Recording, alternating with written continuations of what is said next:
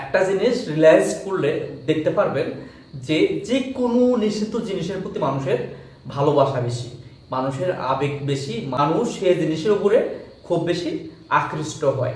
সেটি নারী হোক, রাজনৈতিক দল হোক বা অন্য কিছু হোক, যেটাই হোক না কেন সেটারই উপরে মানুষের আক্ষেপ ও আবেগ বেশি থাকে সব সময়।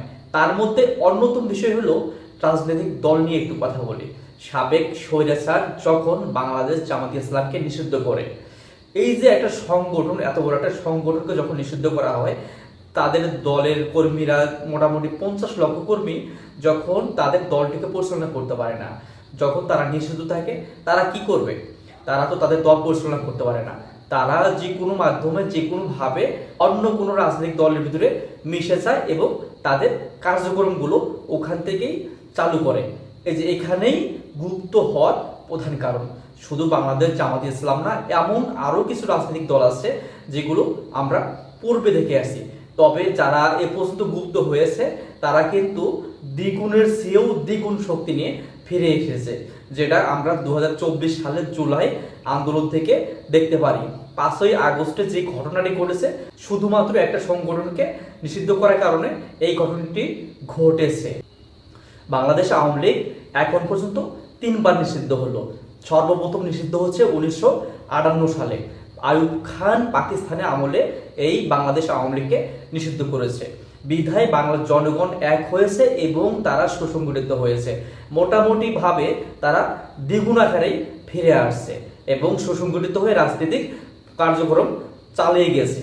আবার 1971 সালে 26শে মার্চ ইয়াহিয়া খান বাংলাদেশ আওয়ামী লীগকে আবারও নিষিদ্ধ করেন।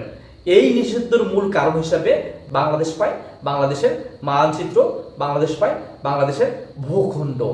এই যে নিষিদ্ধ খেলায় এ পর্যন্ত যে কোনো রাজনৈতিক দলই নিষিদ্ধ হয়েছে, কিন্তু তারা 10 গুণ হয়ে ফিরে এসেছে। এটা আমার কথা না, এটা ইতিহাস বলে। তারপরে রাজনৈতিক দলের মধ্যে আসেন 2010 সালে বাংলাদেশে জামাত ইসলাম নামক একটি রাজনৈতিক দলকে বাংলাদেশ আওয়ামী লীগ নিষিদ্ধ করেন। তার ফলাফল হয় 5ই আগস্ট, অর্থাৎ 5ই আগস্ট সরকারকে পতন ঘটানো হয় এবং জামাত ইসলাম ও ছাত্র শিবিরা যেভাবে প্রতিনিধিত্ব করে, তাদেরকে যেভাবে দাবায় রাখা হয়েছিল, তারা কিন্তু 10 গুণ শক্তি নিয়ে বাংলাদেশের রাজনীতিতে আবারও ফিরে আসে এবং শেখ হাসিনার পতন ঘটায় এখানেই। আবার চতুর্থ সংরক্ষণে আসেন বাংলাদেশ আওয়ামী লীগকেই 2025 সালে নিষিদ্ধ করা হয়। কিন্তু বাংলাদেশ আওয়ামী লীগ এমনভাবে সুসংগঠিত হচ্ছে, তারা কিন্তু পুনরায় আবারও ফিরে আসবে। সেটি শুধুমাত্র সময়ের অপেক্ষা। বাংলাদেশ আওয়ামী লীগ ছোট কোনো রাজনৈতিক দল না। তবে এবার যে তারা সুসংগঠিত হয়ে এবং তাদের যে বৃহৎ আকারে প্রকাশ করবে, সেটা কিন্তু আন্দাজ করাই যাচ্ছে এবং আমরা সহজেই বুঝতে পারছি যে বাংলাদেশ আওয়ামী লীগ খুব দ্রুতই ফিরে আসবে। তাই এই কথাটাই বলি, বাংলাদেশে এবং পৃথিবীর বুকে যে কোনো জিনিসই আপনি নিষিদ্ধ করেন, তার শক্তি দ্বিগুণ আকারে ফিরে যায় এবং তারা খুব বেশি শক্তিশালী হয় এবং তারা তাদের ভুলগুলোকে ধরতে পারে।